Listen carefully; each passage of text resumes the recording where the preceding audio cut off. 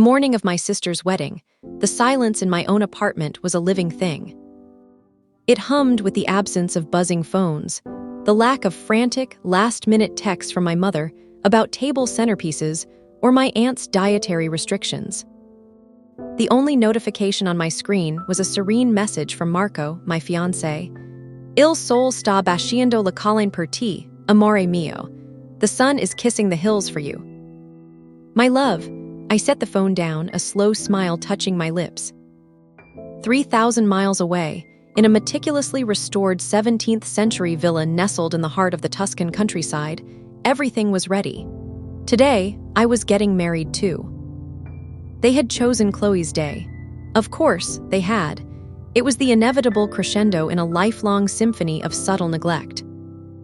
"Annalise, you're so understanding," my mother had pleaded, her voice a masterclass in guilt-trapped dismissal. "Chloe needs us.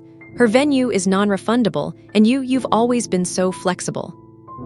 We'll make your day just as special later, I promise." Later, the patronizing pat on the head of my entire life. What they didn't know, what they had never bothered to truly see, was that the quiet sister had stopped waiting for their validation. The flexible daughter had built a spine of steel and a life of her own design, far from their scrutinizing eyes. Marco, with his easy laugh and unwavering belief in me, had been the catalyst.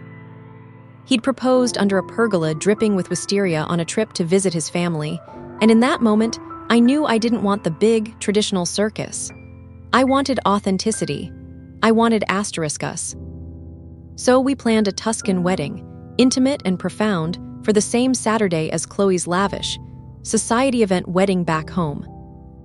A part of me, the part that still ached from a childhood of hand-me-downs and handed-over opportunities, had held out a fragile hope. When the invitation landed, a silent test, choose me. Just once see me, they failed, spectacularly.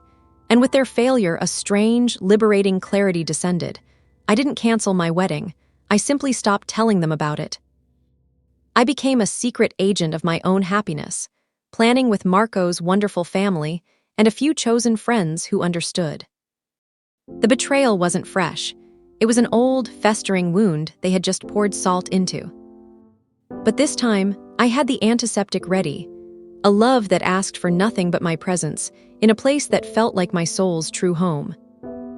As I stepped into my wedding dress, a simple, stunning column of ivory silk that felt like a second skin, I thought of my mother helping Chloe into her voluminous, beaded gown.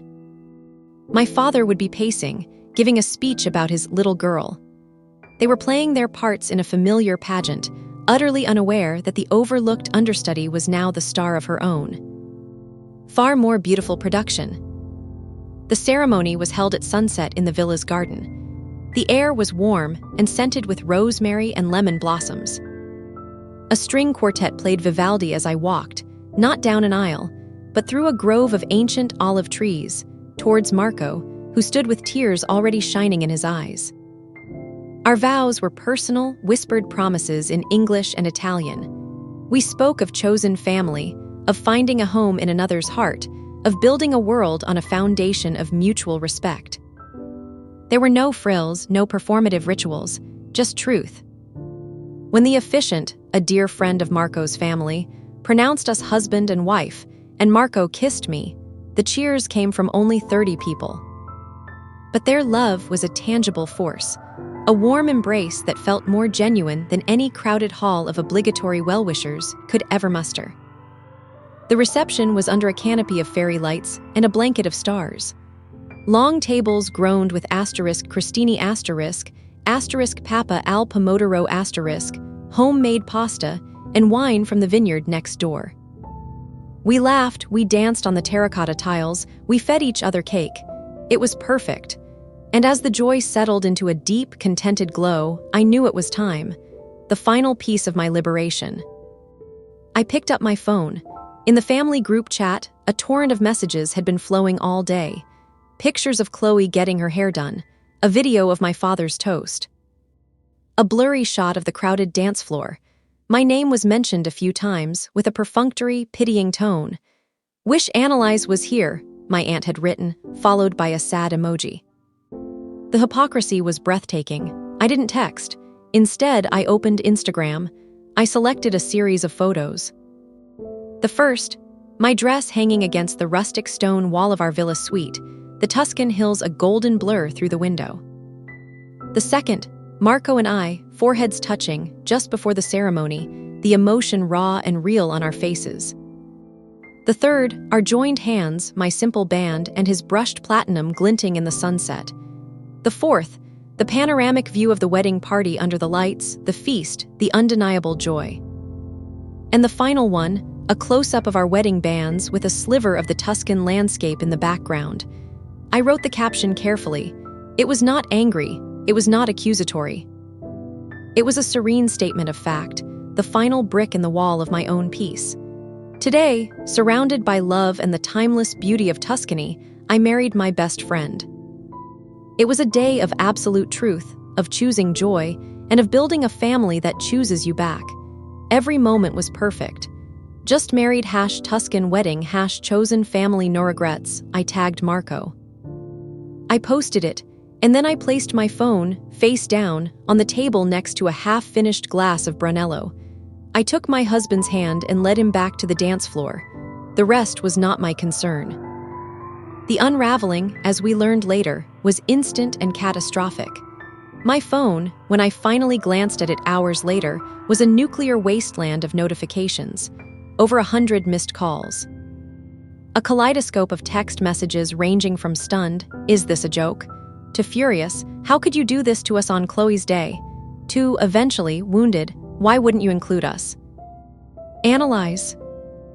The fallout, pieced together from fragments of hysterical voicemails and the gleeful reporting of my loyal friends back home, was more satisfying than I could have imagined. My post had gone live right during Chloe's father-daughter dance. A cousin, bored and scrolling, had seen it. The whisper slithered through the wedding party like a venomous snake. My mother, apparently, had been mid-conversation with the mayor when her own sister tapped her on the shoulder, phone screen thrust forward. The color drained from her face so completely she had to sit down, a clumsy collapse that knocked over a champagne tower. The cascading glasses created a symphony of shatters that momentarily halted the band. Chaos ensued. My father abandoned his hosting duties to cluster with my mother and Chloe. All of them huddled over the phone like archaeologists, discovering a ruin that contradicted all known history. Chloe, in a fit of diva fury, was reportedly shrieking about her stolen spotlight, her mascara bleeding down her cheeks in dramatic black rivers. The wedding, the meticulously choreographed production meant to be the family's social triumph, became a murmuring circus. Guests gossiped openly, their attention irrevocably split between the bride in the room and the digital ghost of the bride in Italy. The facade of the perfect family was shattered in that ballroom. The narrative they'd built, of Chloe, the shining star, and Annalise, the reliable, quiet backdrop, was publicly and irrevocably dismantled. Questions were asked that had no good answers. Why weren't you there? Didn't you know? How could you not know your own daughter was getting married? Their neglect, once a private, tolerated nuisance, was now a public spectacle. The calls continued for days, shifting in tone. Anger gave way to manipulation. People are asking questions, "You've embarrassed us."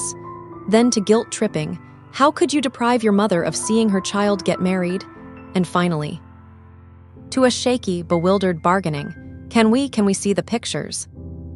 Can we meet Marco?" Marco and I were too busy being happily married. We spent our honeymoon week touring hilltop towns, eating gelato, and making love in our sun-drenched villa. I responded only once, 2 days after the wedding, to the group chat. It was a single sentence, calm and final. I chose a day that was about joy, not obligation. I hope Chloe's wedding was everything she wanted. It was the silence that followed that response that was the most telling, the silence of defeat. The silence of a narrative they could no longer control. We returned to our life in New York, to our apartment that felt like a sanctuary. The expected confrontation came a month later, in the form of my parents on my doorstep. They looked older, diminished. The bluster was gone. My mother cried. We didn't know, we did realize *. That's the point, I said, my voice steady. I didn't invite them in. We stood in the hallway, a no-man's land between my old life and my new. You never realized, you never saw me. You saw the person who would always accommodate, who would always step aside for Chloe. My wedding was just the final accommodation you assumed I'd make. My father tried the authority card, but it was hollow. It was disrespectful, Annalise. A family is a unit. A unit supports all its parts, I replied. It doesn't sacrifice one for the other. I built my own unit, with Marco. With people who show up for me. The conversation went in circles, a draining orbit around their hurt feelings and my unshakable peace. They wanted repentance. I offered none. I simply stated my new boundaries. Our relationship, if it were to continue, would be on my terms. It would be a conscious choice, not a default obligation. It would require acknowledging the past, not rewriting it. They left, bewildered and wounded. The power dynamic had permanently shifted. I held all the cards. My happiness, my peace, my beautiful, unassailable truth. Chloe didn't speak to me for 6 months. When she finally called, it wasn't to apologize, but to dissect the social damage I'd caused. I listened for a minute, then said, "Chloe, I'm genuinely not interested in discussing your social calendar. I'm happy. If you can't be happy for me, then this conversation is over." The click of me ending the call was the most empowering sound I'd ever heard. Time, as it does, moved forward. My family, faced with the immovable object of my contentment, began a slow, grudging evolution. My relationship with them is different now, distant, but cordial. It's based on reality, not fantasy. They are polite to Marco, who is effortlessly and unfailingly kind to them, which somehow seems to shame them more than anger ever could. Chloe and I are not close, but we can share a civil holiday meal. The simmering resentment is gone from my side. I feel only a faint pity and a firm detachment. The real family, the one that thrives, is the one Marco and I have built. It includes his warm, embracing Italian relatives, the friends who flew to Tuscany, and the community we've nurtured together. It is a family of choice, of deliberate love. Last weekend, we framed our favorite wedding photo. It's one of us kissing under the Tuscan stars, my hair tangled with baby's breath, his hand cradling my face. There is no audience in the picture, no performance, just us utterly lost in each other.